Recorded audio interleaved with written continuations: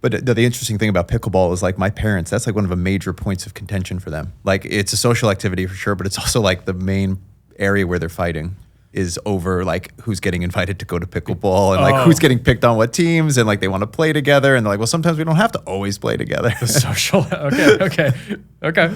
Well, hey, got to bond over something. But I think the toughest thing about the loss in pickleball was like I've come in second place on every Flowcast team so far that we've had. Like we had the volleyball, we had the bowling team here, we had the soccer team here, we lost in the championship, and then this one when I was at the FQ-NY office. So I was like, oh, we're so close, and I'm gonna bring home a W for FQ. I think we took home a beach volleyball championship, but that must have been before.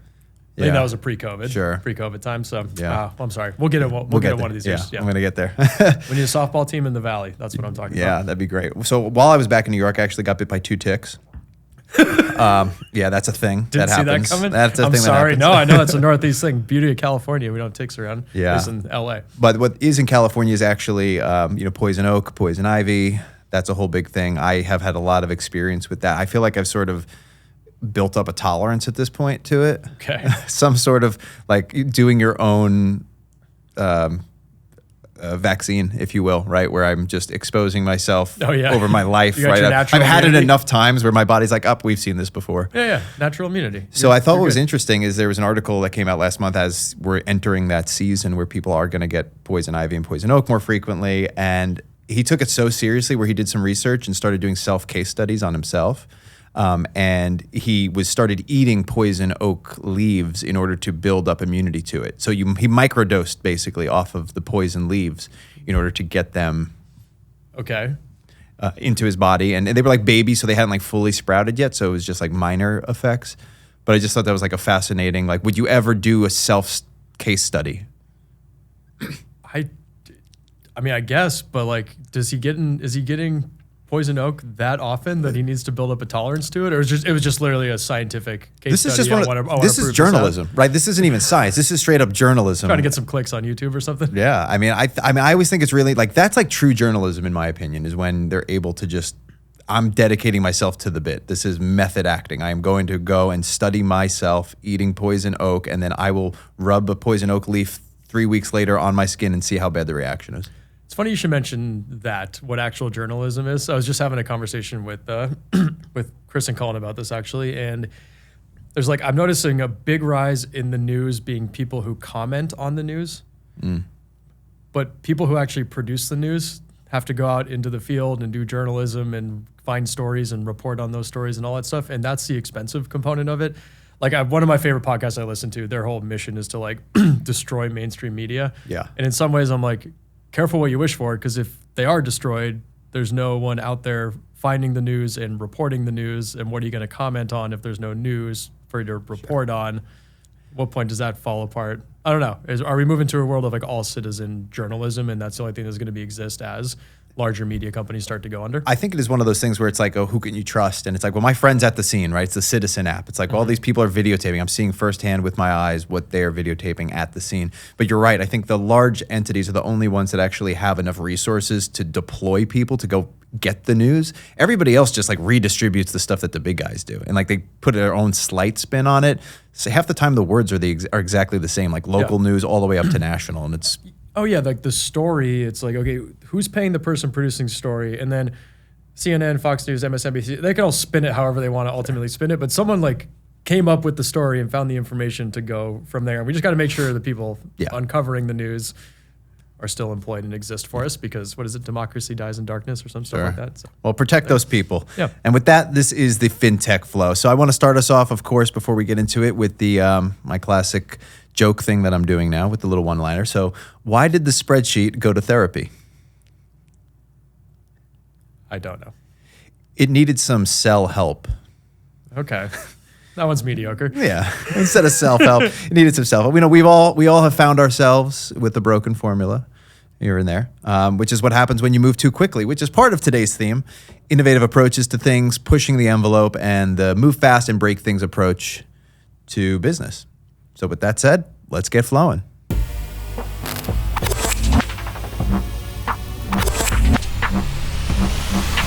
now entering FinTech Flo.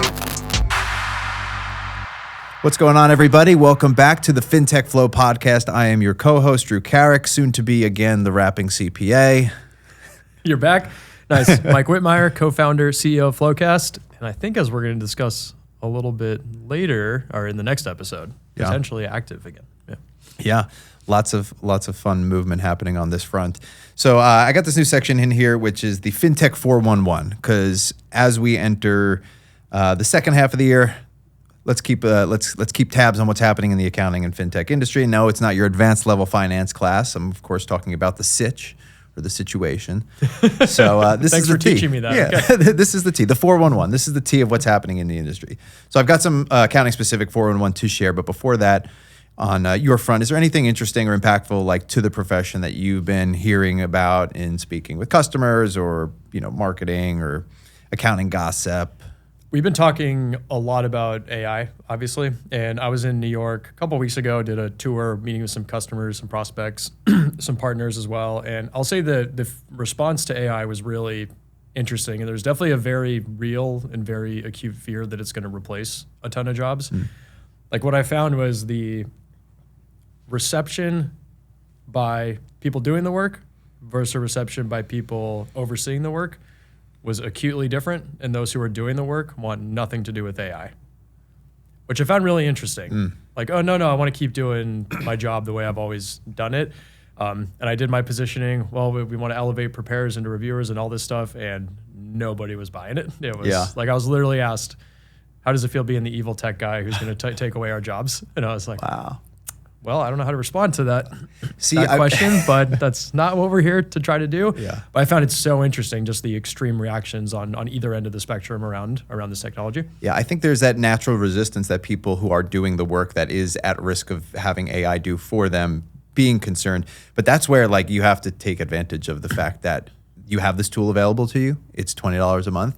You can use it, and it can help you do your job better and faster, which can help you gain other skills that will make you more desirable. But it does make sense because people at the top see it as like, oh, great, I can have my employees do more efficient work, or I can get rid of them all entirely. This raises my bottom line. This makes me a better leader or manager. People at the bottom who are actually doing the work are not seeing themselves from that above reviewing AI standpoint. They're just seeing themselves as being replaced.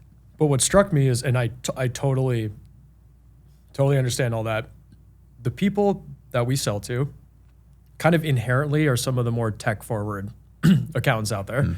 They've adopted Flowcast, as not everyone has, and so you're a little more forward-thinking. So I would have thought, particularly with the generation I was speaking to, like forward-thinking tech people, younger generation, you would think they'd be excited about this stuff. But even, the 23-year-old who just took on a bunch of student loan debt to get their accounting major and is now they're wanting to hold on to the same work that's going to make sure they're getting paid. And so that was what really struck me, was I'm like, man, I'm talking to, we're in a big city, it's a younger team, innovative company, they're doing big things, they have big plans, and they're resistant to it also. And so I don't know, just made me realize we're gonna have quite the social transition into AI here, and makes the next few years is going to be something wild from a business, but I think more important, a cultural and social. Yeah, absolutely. So not to go too macro with it, but that's what I noticed. Yeah, no, it's interesting to see what the actual opinions outside of the bubble that we're in such a bubble, dude. That's But what's kind of cool, and I'm witnessing this over the last several years, is your transition to this evil tech lord, right? I know, it's your role actually changes, right? Like I was employee number 300, right? We're at 700 people now. So not only has the company size changed, the macroeconomic landscape has changed, the accounting profession's changed. AI is a new thing that wasn't there when we kind of started. And just with all of these things happening, naturally you just evolve in your role as the leader of a company, and you're now getting grouped in with those people. I was telling Chris this story, and I'm like, and what kills me, dude, is I can picture a 24-year-old Mike saying the exact same shit about me. I could totally, Mike from 20 years ago would be like, you asshole. I'm like, oh no, this sucks, but it just goes to show. It just goes to show. At least we're not trying to create AGI. Yes. At least our open mission is not to do that. Yeah. And I think it just goes to show that no matter where you are at any point in life, you're always going to have resistance to change from something down the line. And I try to always remind myself, just because I really think this now, and I'm like, no, I'm always going to think this. Odds are I'm probably not going to think it at some point. That's really good advice for your past self, is you decent shout, you change your mind on some things as you get older. You change your mind. One of the things that people are keeping at the top of their mind from accounting today is the profession damaging its own pipeline. Of course, we're talking about accounting. And, we talk in this episode, we're going to talk about move fast and break things. This is a profession that typically doesn't move fast because of fear of breaking anything. And, we've talked about the pipeline issue before on the show, but of all the barriers that are possible to deter people from their CPA license, and, you can attest to this on your own front, what do you think is the top barrier that causes a resistance to change when it comes to getting the CPA license? In terms of regulators changing? Or just what's stopping people? If I said, do you want to get your CPA? You're like, we sit here, we've been talking about this for a while, right? And I think even our guy Blake Oliver has some really good takes on it. He talks about it. I'm realizing it's very illogical the way we're doing things today. And you got to dig under the hood. And there's some perverse incentives going on that are making it such that we're not doing the right thing. Whether that's, schools wanting people to go to take 150 credit hours because they make more money off it. Like, is money one of the indicators there? Is it that people can read Reddit and see that maybe the job isn't going to be all that fun when they're in the field? And is that then tainting people's views of even wanting to go into the profession? It's really expensive. Maybe you graduated accounting. Do I feel like taking the CPA exam now that I'm working a bunch in Big Four? Like, I feel like there are all kinds of obstacles. And at the end of the day, we're not doing what's right for the profession, because I go back to 150 hours is like money for the universities.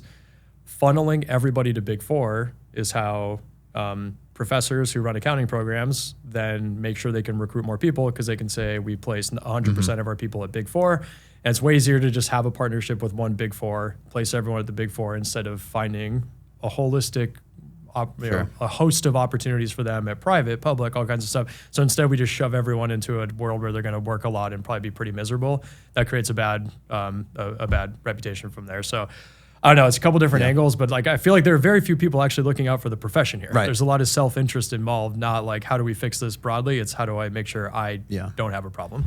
I think you hit the nail on the head with the fact that everything is funneled to Big Four, because that's not for everybody. I mean, it's not for most people, right? It's for a very few number of people who enter the accounting profession. And there's so many other opportunities out there. And I think that's the big campaign that we're trying to drum up from any, whether it's educational content or entertainment content or just like awareness campaigns, and other organizations are trying to get on board, I think, with doing this too. And I think it's starting to come together. It just needs to get aligned and made a full push. But there's a lot that you can do with the background. So we need to just make people aware that there are other paths and other avenues.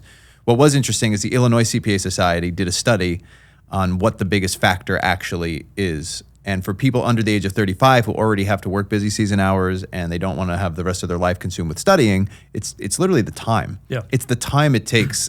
I think I was lucky because I just decided I was going to block out 6 months before starting working, and could afford to do so, where I was just like, I'm going to live at home and I'm just going to crank away and study and treat it like a full-time job, like I'm still in school.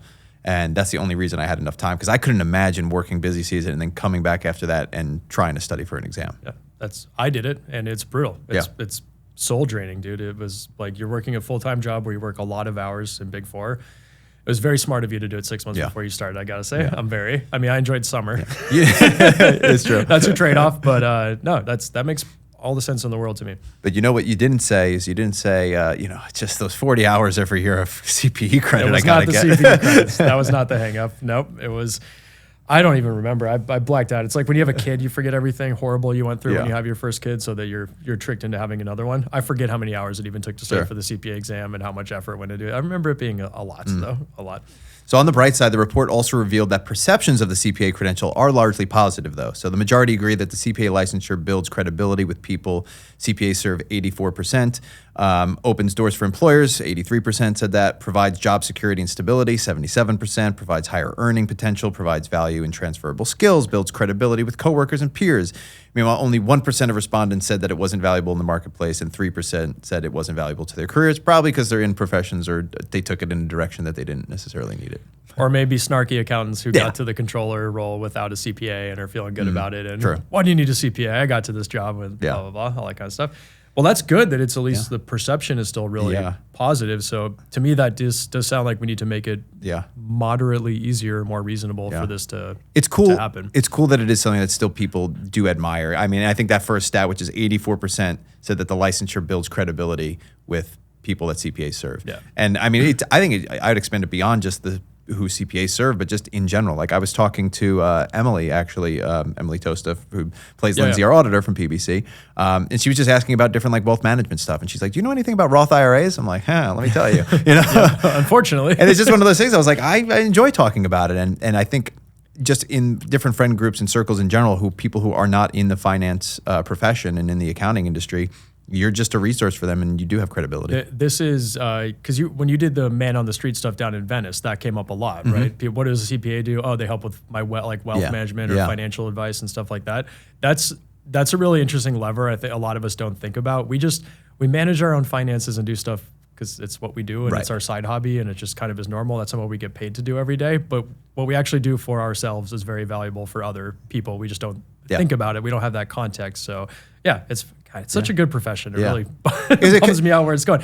But the reality is we made the CPA 25% more expensive by adding another year of college being a requirement. Like that's material. You can't just make something $30,000 more expensive and think it's going to have no impact on people doing it.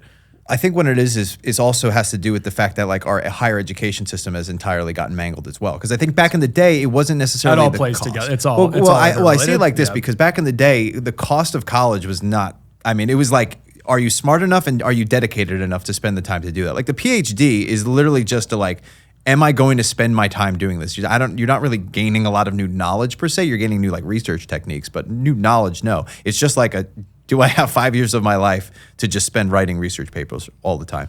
And I was thinking about it, like, you used to just get like in the 50s and 60s, oh, I don't know what I want to do. Just go to law school. Yeah. Like you would just get people, there's just JDs who just, what is it? It's like $2,000 to go get your JD. Now your master's is literally, it's an entire year's salary to go get your master's. So that's why I think am I going to buy a house or am I going to get a master's degree? Have you seen the chart of the cost of higher education when the government started backing student loans? Oh, where it just shoots up? Yeah. It's crazy. Yeah. It's crazy. That's student loans. This is the accounting profession. I would recommend everyone find that chart. It's disturbing to see. Yeah, well, if you want to be emo about it, you can go find it. All right, the Wall Street Journal. This is Roaring Kitty came back. He's back. Came back roaring in May with one meme post sent GameStop stock soaring. Recently, took it the other direction. He live streamed. I mean, I remember watching the news, watching a Roaring Kitty YouTube live stream was being played live on the news. Like while they're commentating over it, like this is the world that we've now entered. you got Kramer commenting on some guy named Roaring Kitty, who's still wearing the brace and the hat, and he's eating his chicken tendies, his nugs. You know, he's even more ridiculous. It is kind of wild, but his name is Keith Gill. For those who don't know, if anybody hasn't seen Dumb Money, that's what the movie's all about. Highly recommend. He's considered the internet's Warren Buffett. When he makes a move, the market moves. So I'm just like, how much power can one person have? You know, with social media, it can be very influential. And like, is this okay? I mean, you have Elon did that with Dogecoin, right? He just tweets out a picture of a dog's face, and next thing you know, it shoots it through the moon.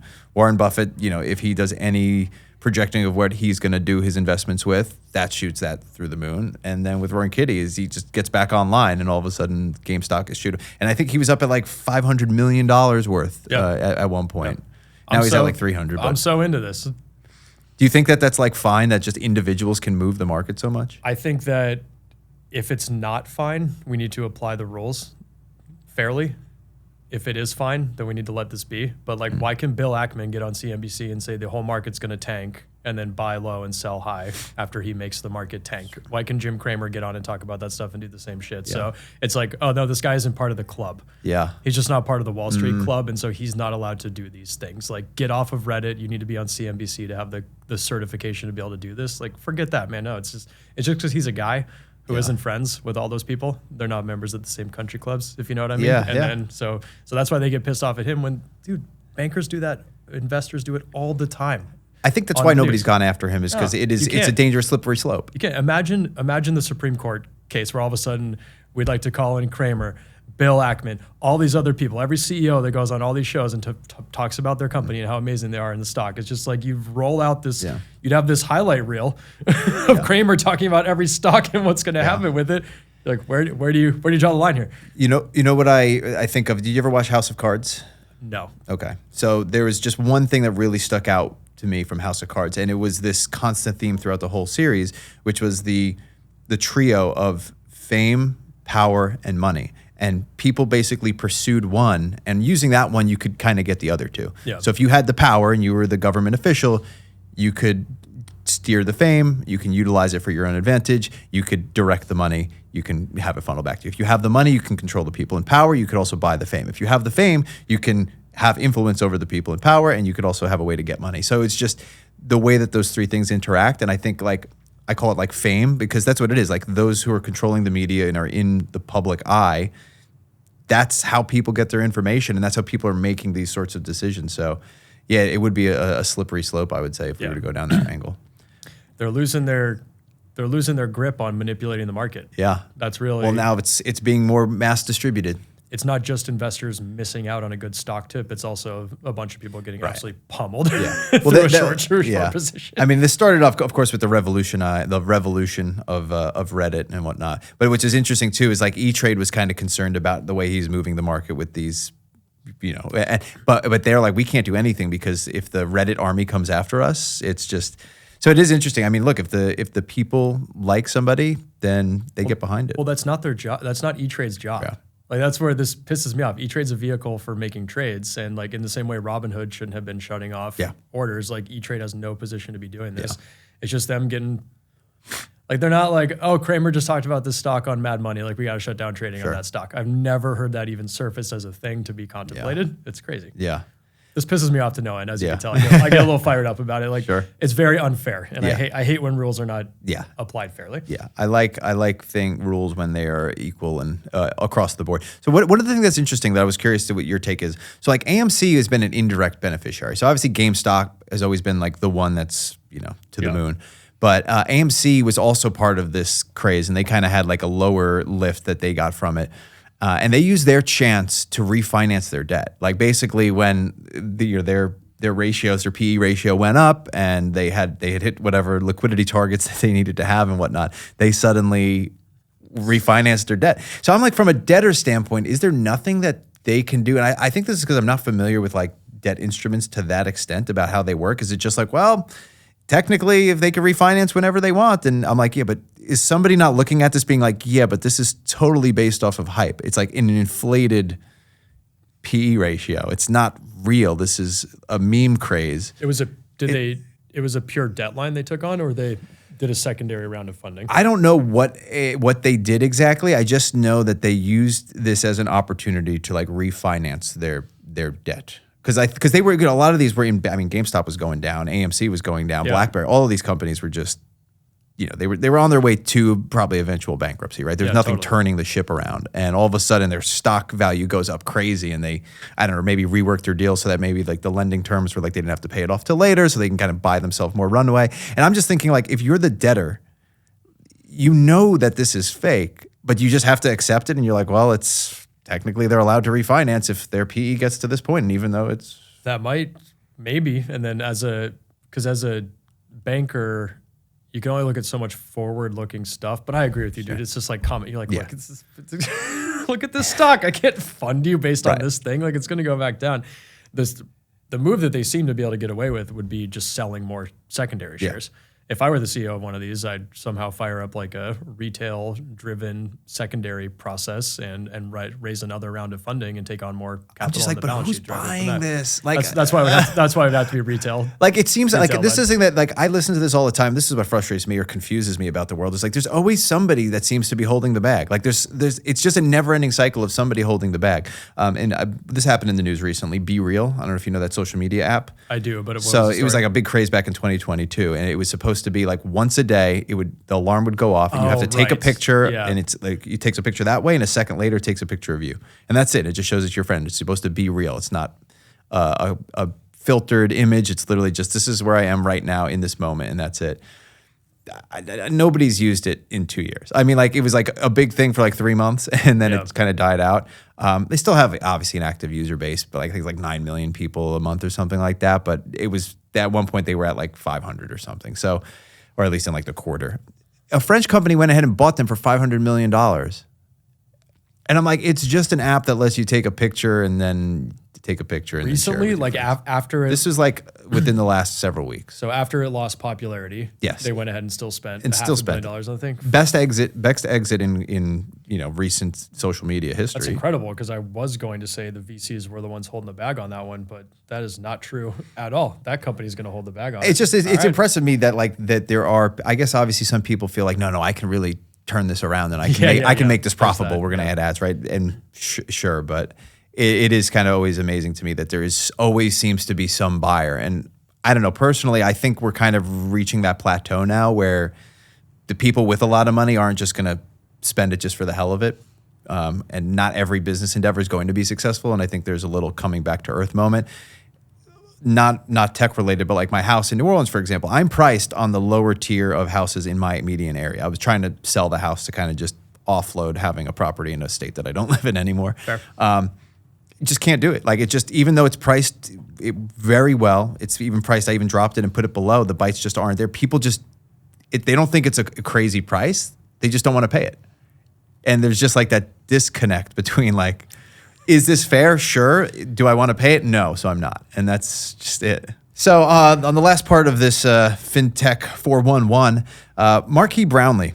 And for those who are not familiar, he is a 30-year-old American YouTuber and professional Ultimate player, which is kind of interesting. Best known for his technology-focused videos, as well as his podcast, Waveform. As of December 2023, he has more than 20 million subscribers across all channels and 3.93 billion total video views. So later on Philosophy, we're going to get to the MVP version of products as part of the move fast approach to entrepreneurial technology and his reviews, which seem to have been the root of bad reviews. But what's really interesting about him is he's another one who has the ability to move a market or basically impact the success or failure of a company. Like he's just a YouTuber. Yeah. He reviews tech products. But if he reviews your tech product and he gives it a bad review, it could actually put you out of business. Like you're done if he, wow. Yeah. He had the Rabbit R1, which is this weird, it uses AI to interact with apps and services on your behalf. Again, there are people trying to jump on this whole AI trend. He wrote Barely Reviewable, and it got slaughtered. Yeah. Fisker, he did the Fisker electric vehicle. Ripped him apart. Like he had the one, and then Fisker reached out, and Fisker was like, "Oh, that was like before we got our software update." And he's like, "You were still selling it to people. This is the product that you were selling to people. I reviewed the product that is out in the market that you sold to people. Not like, oh, wait for the update. No, this is the thing that you gave people paid full price for." And I click the unlock button, the thing doesn't unlock. I want to open the moonroof, it doesn't open, then it shuts itself. I want to use the functions, the screen's glitching. Just all of these different issues with these products. Did you see that Fisker filed for bankruptcy today? And there you have it. That's the timing on that. All right. I mean, his review is, "This is the worst car I've ever reviewed." That's pretty bad. It's got 5 million views. And that was, I mean, they had, we probably had even more now. There's over 5.5 million views. And that was 4 months ago. So we have the worst car I've ever reviewed and the worst product I've ever reviewed. And that one. For now. What is this thing? That one was the Humane, the wearable AI, which is supposed to replace your phone. Oh, geez. Or they're trying to. But here's the thing that I find to be really interesting, because we talk about like the move fast and break approach, right? Which is works for space travel, right? Perhaps. Okay. You're charging somebody $700 for a product that's, oh, well, it's going to keep getting better. You just got to trust the process. I was like, well, maybe don't charge full price then for it. Yeah. If you're an early adopter and you're getting these like alpha and beta testers, essentially, they shouldn't have to pay full price for it. There's certain things, and especially like a physical good, it takes forever to iterate, to make the changes and have the next version come out. Like we build software. I feel a little differently about software because of how fast we can change things and add to it. Just like overnight, you can have new features and functionality. This Rabbit R1, how many years before you iterate on, where's V2, V3, right, all that kind of stuff? I completely agree. It's you can't put out physical goods like this without being like very well thought out. I mean, even Apple, like, the Vision Pro is going to have some Gen 1 stuff that doesn't work about it, and a company of Apple's size even has those issues. So it is a tough thing to do, admittedly. Fisker reached out and they're like, no, that was the wrong version, and he's like, I'm doing what's in front of me, and so they actually sent him like another car to review with like, this is the updated one, and he's like, all right, I'll do it. Not because I'm going to change my old review, but I'll just I'll do a review on the new one. And it had like addressed some of the features and whatnot. Right. And they said, oh, by the way, you can keep the car afterwards. I don't know what they said, but I mean, what's interesting about him is like, he doesn't take the bribes, right? He's not good for him. I mean, that's what we need these people who have the power, they have the influence, but they're not being touched. Because you could see how easily, if I'm any tech company, I'm like, dude, I will give you $1 million to just write a positive review. I wonder what the biggest offer he's turned down is. I would be really curious. I'd be curious. This guy's a no-brainer to go to and offer $1 million for doing whatever. Yeah. I mean, he's super tall as well, actually. Oh, really? Yeah. But I do think, I mean, that would be really interesting. I wonder if he would ever share or disclose that. Like, what is the most expensive offer he's turned down? And is there a price that you could get bought out by? Because this all just is, where's your morals stand? Yeah. I would love... Yeah, if we can somehow get in touch with them, I don't know. That'd be very cool. But so, like, if Flowcast rolls out like a beta, like brand new, like we're just, a client suggested this feature and add-on, and it's still got to get like worked through, because I think we have like that beta testing round of people. Are you charging additional for like or full price for that, or? No, we'll do. We create some number of beta licenses, so we'll go, okay, we'll beta up to 10 companies or something like that. So we'll invite people to join. The first 10 get it for free. Get feedback. They test it out. We get feedback.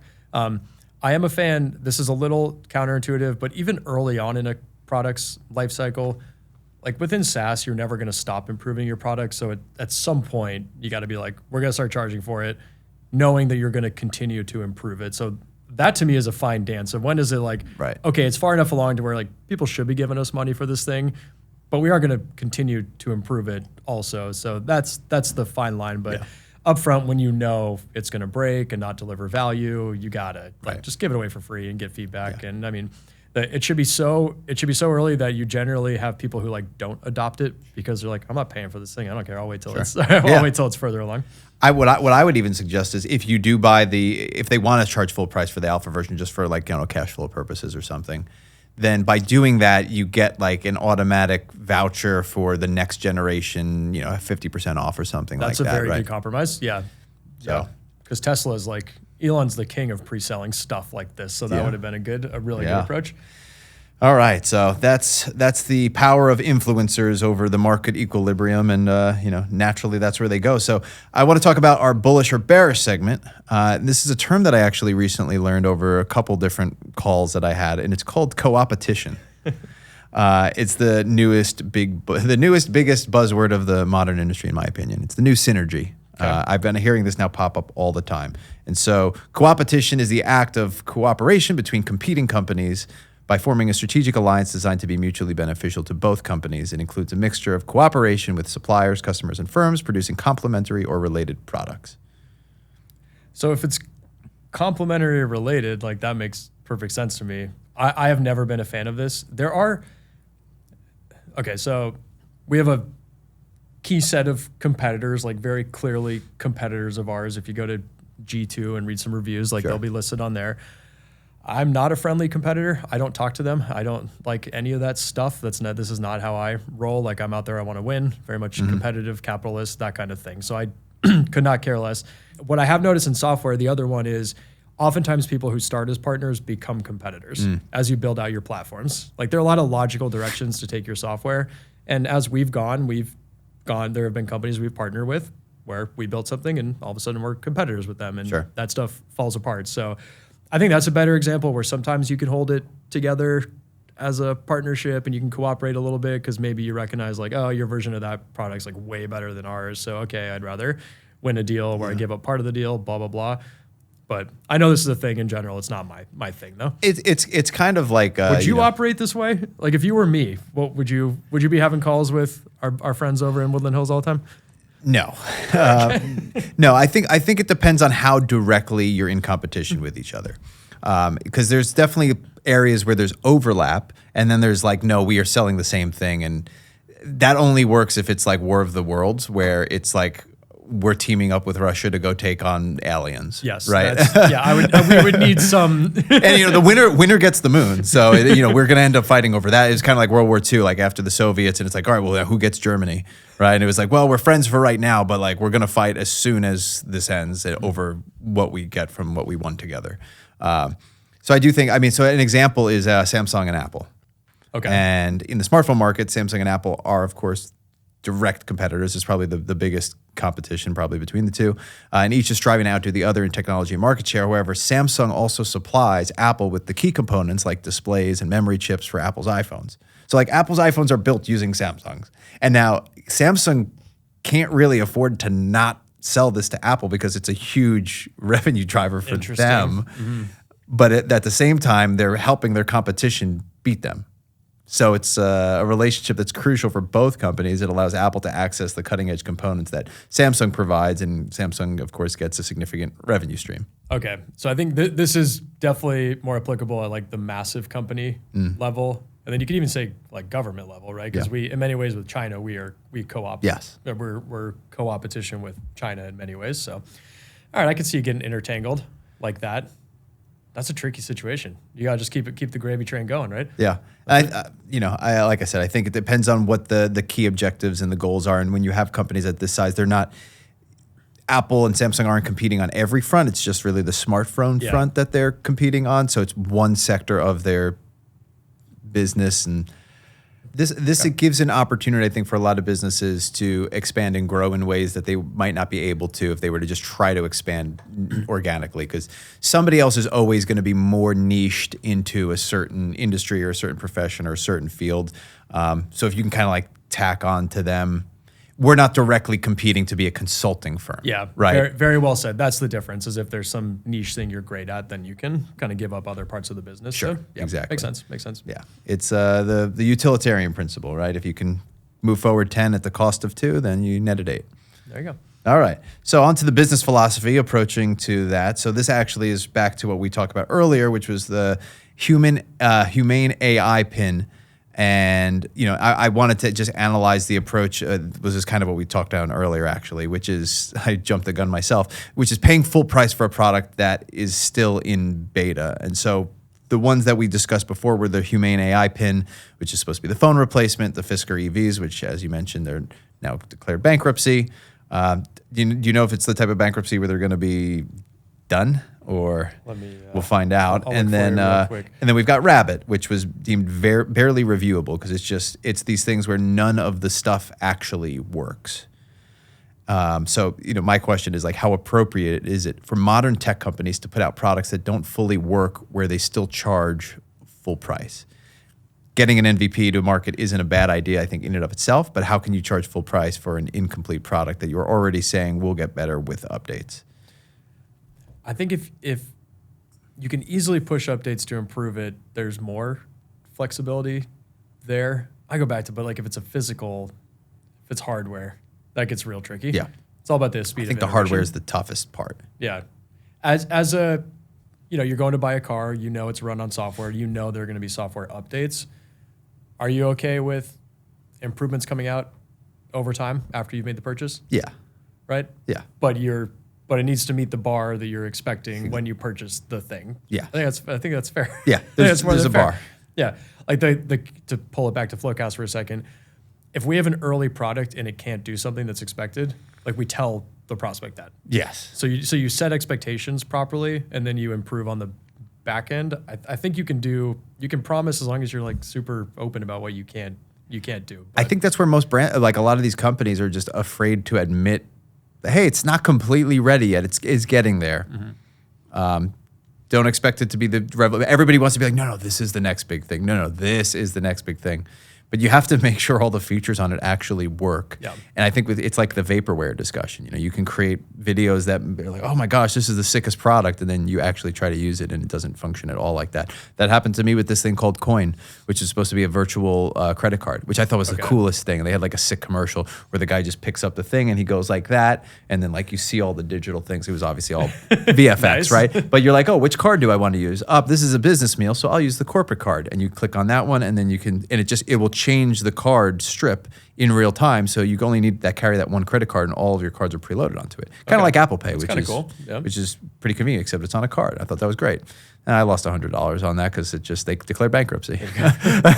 Never got it. They couldn't get the product to actually work. I think it's at the end of the day, it's a business decision. If I'm selling a consumer product to millions of people, you probably want to be more conservative about this, because then you land on that YouTube page and you're in a lot of trouble. For us, if you get a customer who's pissed off, you fix it, they'll be happy. It's not going to go out to the entire world, and you're going to be in trouble. So there's also like big business judgment that goes into how you approach these things.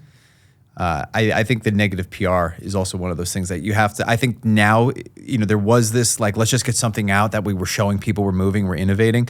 I think now PR and brand is becoming more important than it ever was before, just because it's a matter of trust. Totally. And as soon as you tarnish that, it's like, I'm not risking it buying a Fisker now. They declared bankrupt. I don't care whether they exist or they don't exist. I'm staying far away. Even though it's Chapter 11, you're good with that? I did look it up. Yeah. Chapter 11. Okay. There you go. But yeah. Again, that's a good financial move to fix their, to help with that side of things. But if that's where their finances are at, how much are they investing in the actual product and being able to make it what it needs to be?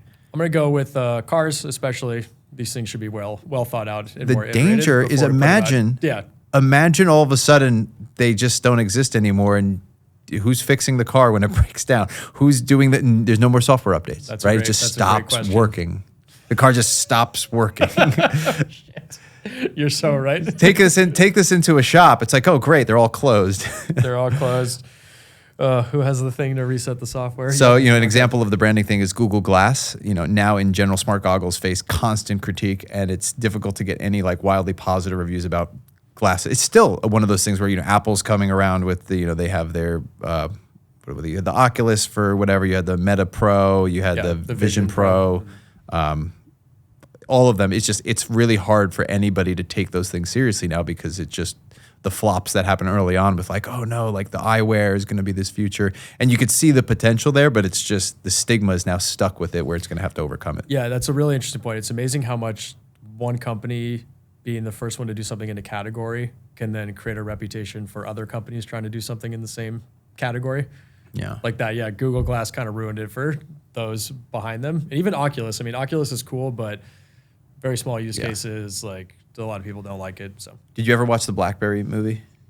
No. So it was just on the history of BlackBerry. I love corporate movies of the rise and falls of businesses. So it was really interesting. It was one of my plane ride movies.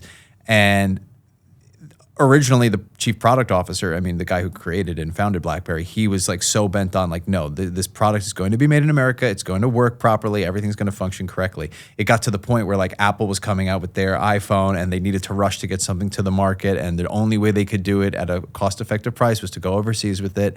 And he noticed that all the overseas things, like the attention to detail wasn't there. And they would all have this like weird, like ringing, clicking noise in it.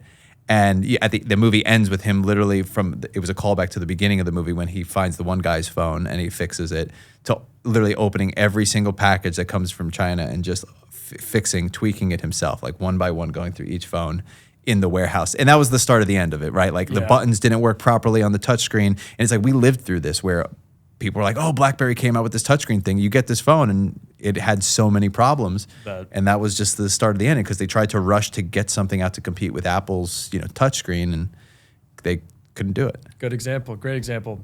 Do you are you connected with Sean Jacobson, our board member on LinkedIn? I don't think so. You might want to do it. He has a blog called I think it's the Failure Museum, but he'll go on eBay and he'll find like swag from failed startups and will then post it. And he has his collection of like failed. So BlackBerry was on there recently. So he does a little post around it, and then there's a museum with all his stuff represented. I do like the Enron like hats. Yeah, he's got those for sure. That's fun. So speaking on the last leadership topic here, this is per the Wall Street Journal, talking about brand as well. So CEO Richard Dixon, a former Mattel executive, is trying to turn around the clothing company Gap, whose profits have halved over the past 2 decades as sales have slid. It's got Gap, Old Navy, Athletica chains, and they've all been outmaneuvered by discount stores like Target and fast fashion and Shein and specialty retailers like Lululemon.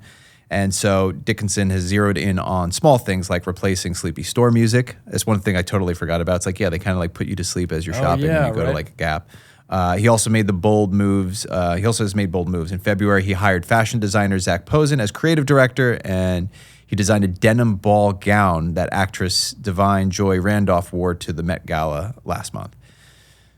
So it's basically, I mean, what he said to CNBC was like, we need to take swings, we need to take risks, and we need to encourage our community to fail fast. This is a great example of creativity being unlocked and going back to the origin story of denim. So that was they started out as a kind of denim-based company, which is why this revitalization through this Met Gala design. Got it. Yeah. Man, I've been at Gap in a while. Well, what's interesting is so he's the executive who revived Barbie, and so that's why like they brought him in. And I always think it's like interesting to make that shift, right? Like he's a guy who you're just putting your faith and your trust in, and like this is the last hope for Gap is this guy can do it. Well, I feel like these are brands from my era. I don't know if we could say our era. Yeah, I don't know if it's a little, but I was a Gap shopper. I was Old Navy at least.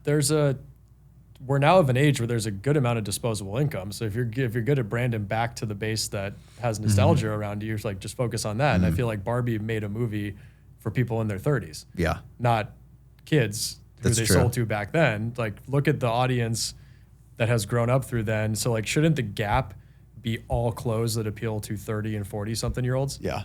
Like that's it. Like I mean, and their kids. You got Gap kids. Like there should be no fucking Gap teens. You don't need that right now. we are having that retro revolution. It's a retro revolution, and that's where a lot of the disposable income is now. So go follow the money. So I want to talk about from his standpoint, right? As the CEO, you're being brought in here. Obviously, there's got to be some incentive. I don't know. Some people I think just like the challenge, but also there's obviously monetary and financial incentives. What's the key to a leader being brought into a struggling business? Like how do you address that if you're being brought in? Like you had the opportunity to shape and to build Flowcast the way that you wanted to from scratch and build it the whole entire way. This guy's coming in and he's got to sort out a mess. I mean, I don't know if you've spoken to other CEOs who have been in positions where they've had to step in and do some sort of rework. Not step into a crummy situation. Yeah. No, I haven't seen that. I know enough about talking to private equity people to here's the way they approach it. I mean, the C team that they bring in get huge equity grants. It's like turn this thing around and you're going to make a ton of money. So they give big carrots around how much they can make if they flip the company.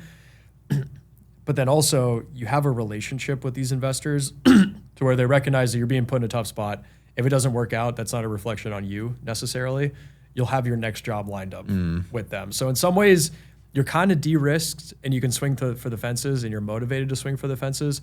In our world also, so by our world I mean software, private equity and software is like, here's a playbook for how to do your job. Now that we've taken over this company, just do these things. And if it works, you will get your next job and you will probably make money on the equity upside here. If you do not do these things, you will not be around for your next job. So that's a little weird. This one, I feel like a guy like this, yeah, it's about the challenge. He probably legitimately enjoys the Gap brand. It's like something that he remembers. I think it's probably just a fun challenge for him. I'm sure he's done fine financially. It's not about the money. Yeah. At this point, it's about the coolness of turning a brand around. That seems like a very fun thing.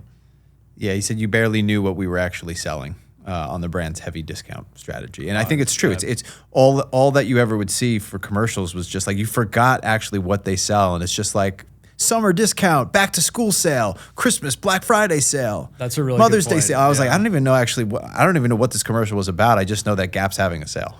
I wonder how often they have turnover in their marketing department and if they were just like resting on their laurels a little bit. Yeah. Like everyone knows about what we do, so just like show them the discount. It's crazy that I feel like some of these things that like the CEO is going to come in and do, I feel like I don't know if it feels like this to you and to other people out there listening, but like it seems like it's kind of like some common sense things that you're like, well, this isn't working. Let's try something different.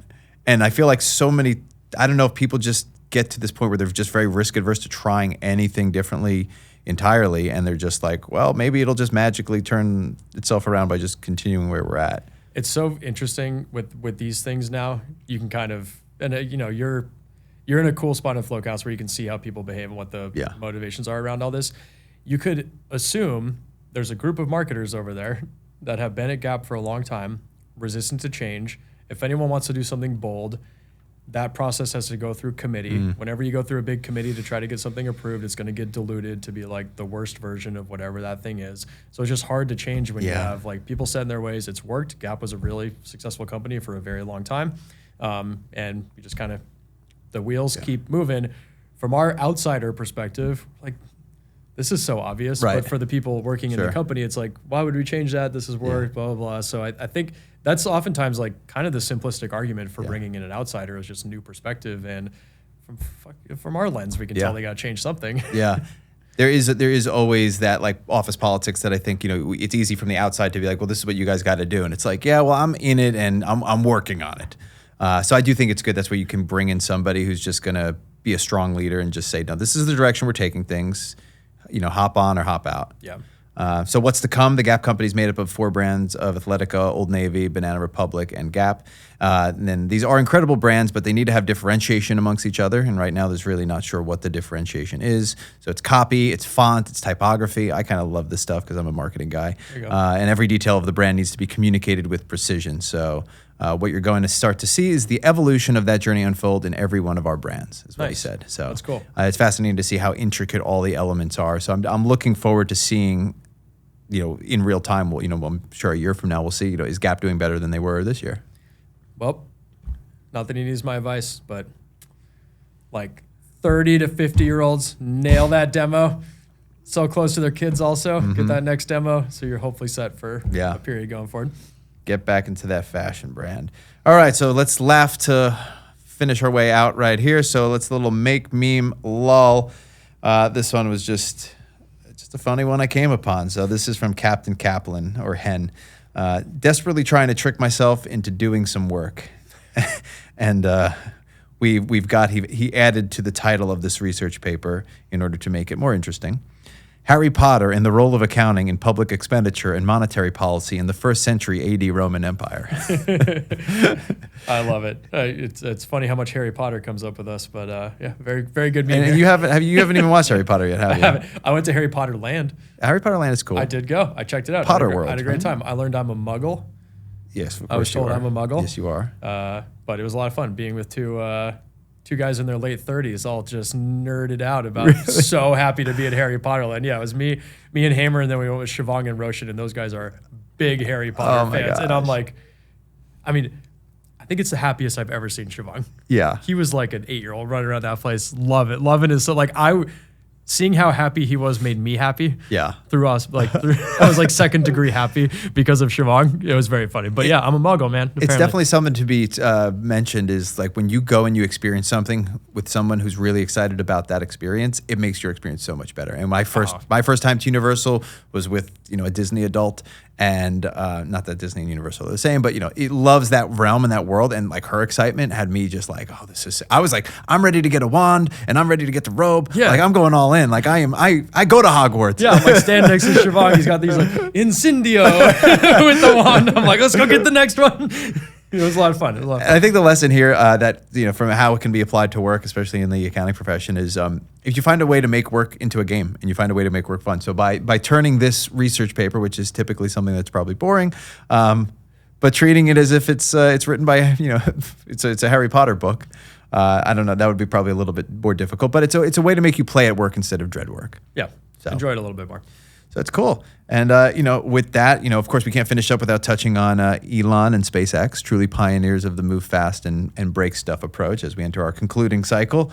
And, why I think it works. I think their situation is a bit different since they aren't selling to consumers.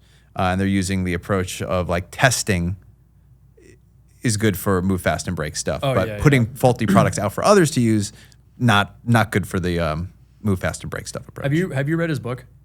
I've been listening to his autobiography. Is that different from his book? Is it on the SpaceX part yet, around how they iterated at SpaceX? I don't think I've gotten to that point yet. It's wild. It's wild. They went out in the middle of a desert and lived there for like a year. Oh. And they could iterate so fast that in a year they did what it would take NASA like 30 years to do. Yeah.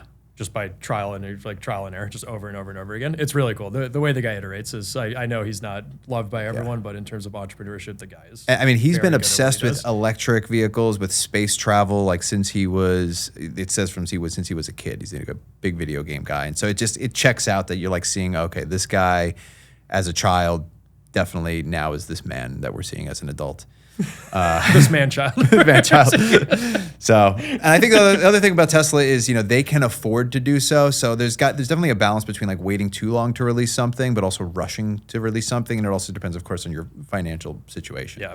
And I was thinking about that even as I was in the airport flying back to LA, and I'm looking up at like the different ads and the signs, and I'm looking at like, what are these tech companies that are advertising? And then I'm like looking, well, what is their actual market value, and what's their valuation at, and what's their revenue? And it's like, okay, when you have a $15 billion valuation, you could be throwing up signs, in airports on a regular basis. Apparently, if you watch the Super Bowl, like 1997 and 1998, all the commercials, it's a who's who of who's about to go out of business in the tech world. Wow. Like Pets.com, Webvan, all kinds of stuff. It was just like, there is all this money, didn't know what to do with it, spent Super Bowl ads, and then the market came crashing down. And there you go. The who's who of the Failure Museum. For those who want to check it out, is failure.museum is our board member Sean Jacobson's Museum of Failure products. It's very cool. Oh, so those are all on there. That's terrific. Oh, yeah, it's all on here. That's amazing. Funny, I just scrolled by pets.com. Well, I think that might be and Webvan, Theranos. He got a lab coat from Theranos. Oh my gosh, what a get. I would love to see him on eBay, just going down the rabbit hole. Wow, I found a Flowcast hat on eBay. Yeah. Somebody's selling it. I'll tell you, we're at that point now where some weird things are going to start to happen. So with that, we're going to wrap up this show. It's been a great one. It's been great talking, Mike. Great episode, and we'll see everybody again next time. Good stuff, Drew. Fun episode. Thanks for checking out the FinTech Flo. As a reminder, this episode is available for CPE credit, and you can get that at Flo Academy or on the Earmark app. Details are in the description below.